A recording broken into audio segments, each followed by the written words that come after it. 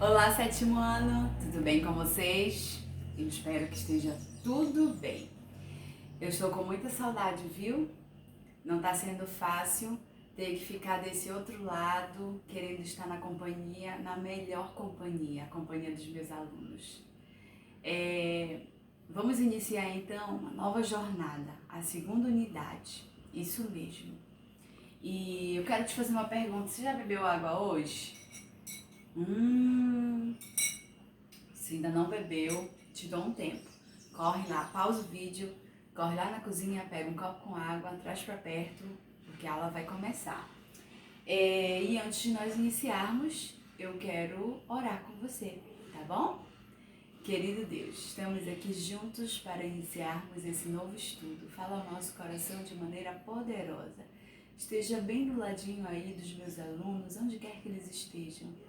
E que eles se sintam amados por Ti nesse momento. É o que nós te pedimos em nome por amor de Jesus. Amém. Muito bem. Pegue seu livro, acredito que você já está com ele, né? Nosso livro especial. E se você puder também esteja com uma Bíblia. Isso mesmo, uma Bíblia Sagrada. Bom, vamos lá. Vamos recapitular? Primeira unidade, nós vimos a chegada do herói. No primeiro capítulo vimos o seu nascimento e a sua infância. No segundo capítulo nós vimos aí o encontro dele com João Batista e ele foi batizado para dar o exemplo e cumprir a missão. Depois ele passou pelo deserto para receber forças do Pai, de Deus no caso, né, para ele continuar, e a missão que ele viria executar era muito difícil. E depois então ele escolhe a turma com quem ele iria trabalhar, e os 12 discípulos, a equipe então, ela foi pronta e preparada. Bom, agora o que nós vamos ver, a partir de agora, nós vamos ver lições de amor que ele deixou aqui para nós. A segunda unidade tem como esse título, Lições de Amor. Eu gosto muito dessa unidade porque ela nos traz a vivência do cristianismo, as lições práticas que nós podemos desenvolver todos os dias na nossa vida. E o nosso primeiro capítulo, então, ele vem falando sobre as aparências enganam. Isso mesmo, as aparências enganam.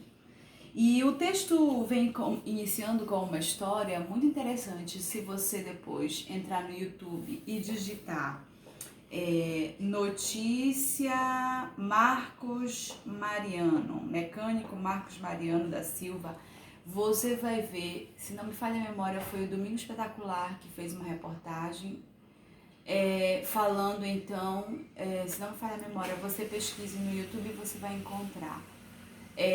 Falando da notícia desse homem. Ele era um mecânico e o livro vem contando aqui sobre julgamento, né?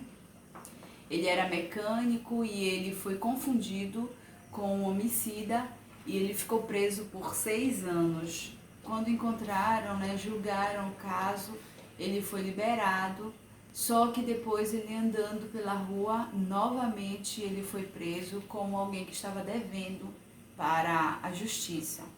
E nisso que ele foi preso novamente, ele ficou 19 anos, isso mesmo, 19 anos. Contraiu tuberculose lá na prisão e perdeu a sua família, sua esposa, o rejeitou, perdeu amigos, né? Perdeu a sua visão, foi abandonado por amigos e pela esposa. Essa triste história, ela conta, ela mostra pra gente o quanto que julgar é complicado, difícil. Ele depois entrou com uma ação com a justiça, né, com o governo, e aí ele recebeu, aliás, contra o Estado, e ele recebeu uma indenização de 2 milhões de reais. Só que ela não foi paga à vista, ela foi parcelada. E a primeira metade ele recebeu quando chegou, perto de receber a segunda metade, ele recebeu o documento de que ele não devia nada para a justiça, né? E aí, sabem o que aconteceu? ele apenas recebeu, de acordo com um parente próximo, ele parecia apenas esperar a correção do julgamento que o condenou para então descansar em paz. E ele nem teve a oportunidade de usufruir o restante, então, desse dinheiro. É uma pena, né? Esse é um caso que foi talvez até muito grave, mas quantas vezes na nossa vida nós não julgamos os nossos colegas da escola, né? Às vezes os nossos pais, e no fim das contas, quando nós vamos perceber e descobrir toda a história, nós estávamos de um lado errado, pois a pessoa por quem nós estávamos julgando, de quem nós estávamos julgando, ela não tinha erro nenhum. E para a gente, então, fundamentar na palavra de Deus esse nosso pensamento sobre julgar, né? Como julgar, se compete a nós o julgamento, eu te convido para abrir o livro de Mateus, capítulo 7, dos versos 1 ao 5. O próprio Deus, Cristo, então, nos fala sobre isso. Será que é certo julgar-nos? Será que não é certo julgar? E o texto fala assim: não julguem para que vocês não sejam julgados.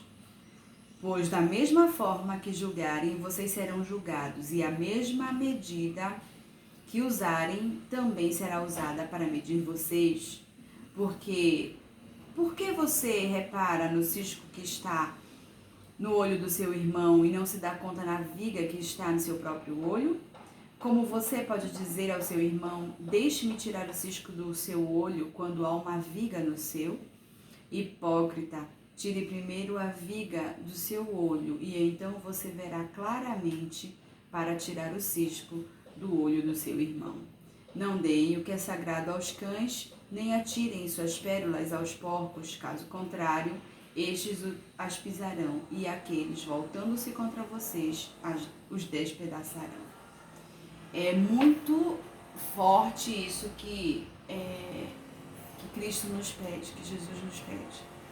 Não compete a nós, seres humanos, julgamento, né? Julgar as pessoas, até porque nós estamos no mesmo patamar, no mesmo nível.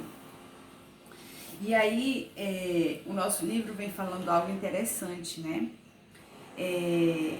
Geralmente, o hipócrita, a pessoa que julga, ela faz isso com uma necessidade de se esconder de suas próprias imperfeições. Às vezes o problema é nosso também, está conosco, temos um problema, e aí alguém faz alguma coisa, e aí pra gente tirar o olho do público da gente, o que a gente faz? Olha, sabe o fulano tá fazendo isso, isso e isso, para que as pessoas não olhem para os nossos erros, para os nossos defeitos. E isso é muito sério, isso é muito feio, porque muitas das vezes nesse momento a gente coloca ali intriga, fofoca, né, bullying, tantas coisas ruins que podem estar prejudicando e maltratando os nossos colegas, as pessoas que nós amamos. Eu trouxe aqui para vocês, para mostrar que eu falei assim, eu vou representar para os meus alunos. Muitas vezes, olha só, esse palitinho de dente está representando a viga, né, a estaca. E um grãozinho desse aqui de orégano está representando então o cisco, olha só, um bem pequenininho. Muitas vezes a gente quer tirar do olho dos nossos irmãos, das pessoas, dos nossos amigos, um ciscozinho, quando na verdade nós não reparamos que no nosso tem um palito de dente enorme, né? E isso é muito sério, porque antes de nós olharmos para o nosso próximo, a gente precisa olhar primeiro para a gente. Primeiro se coloque na frente do espelho e veja se você é um modelo, é um exemplo, né, de pessoa para querer, às vezes, corrigir, né, o erro de alguém. Então, esse nosso capítulo, ele é muito importante, porque ele vem nos ensinando que não compete a nós o julgamento, né? Você tem alguém que está fazendo algo de errado e tal, você pode ir lá conversar e depois orar por ele. mas não ficar julgando e dizendo, olha, ele tá certo, não tá, tá errado. Às vezes a gente nem sabe o que há por trás da situação. Tem uma historinha que, se você também achou bem interessante, digitar lá no YouTube, a fábula do lenhador, alguma coisa assim. Eu vou colocar na sua aula lá no Eclésia, vou colocar para você assistir. Conta que um lenhador, ele tinha não um cachorrinho como um pet, mas ele tinha uma raposa. E ele ia trabalhar, né? Ele era lenhador, ia pra floresta cortar lenha todos os dias, passava o dia inteiro. E aí nasceu o filhinho dele. E aí, vez por outra, assim, a cada 2, 3 semanas, ele encontrava um carroceiro. E aí o carroceiro sabia que ele tinha uma raposa, né? E também que o bebezinho dele era bem novinho, tinha acabado de nascer. E aí um belo dia ele encontrando com o lenhador falou assim, lenhador, cuidado, a sua raposa vai acabar comendo seu filho. E o lenhador falou assim, não, que é isso? A minha raposa não, ela é dócil, ela é bondosa. E aí ele começou, toda vez que ele se encontrava, ele falava sobre isso. E um belo dia, né, ele chegou em casa e nesse dia deu tudo errado, né? Ele se aborreceu, a comida dele não estava boa, tinha estragado, ele ficou com fome o dia inteiro. No final do dia o chefe chamou a atenção dele, ele não cortou o número de lenhas que precisava. Enfim, deu tudo errado. E quando ele chegou em casa, que ele abriu a porta, ele viu rastros de sangue. E esse rastro de sangue terminava na porta do quarto do filho. E de repente a raposa veio sorrindo com a boca toda suja de sangue. Quando ele olhou aquilo, na mente dele veio o quê?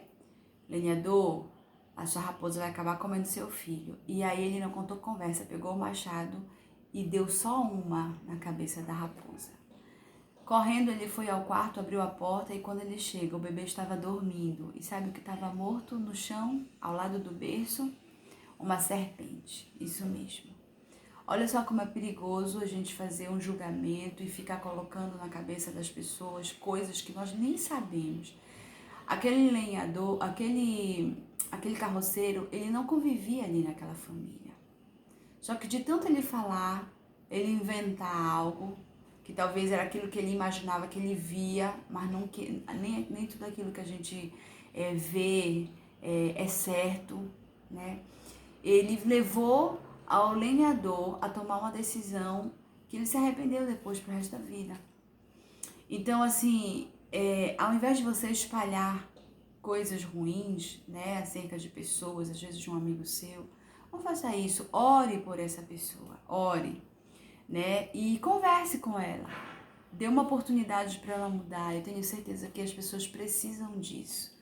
Coloque em prática. Quando você quiser falar mal de alguém, quiser falar sobre alguém, cante uma canção. Cante uma canção. Eu tenho certeza que isso vai evitar com que dos seus lábios saiam palavras ruins, palavras de julgamento. Fica com Deus e até a nossa próxima aula. Ah, ainda não vai não. A aula continua agora aí com você. Releia o nosso capítulo e faça as atividades do capítulo 5. Isso mesmo, desse capítulo que nós acabamos de estudar. Um beijo no coração e até o capítulo 6. Deus te abençoe.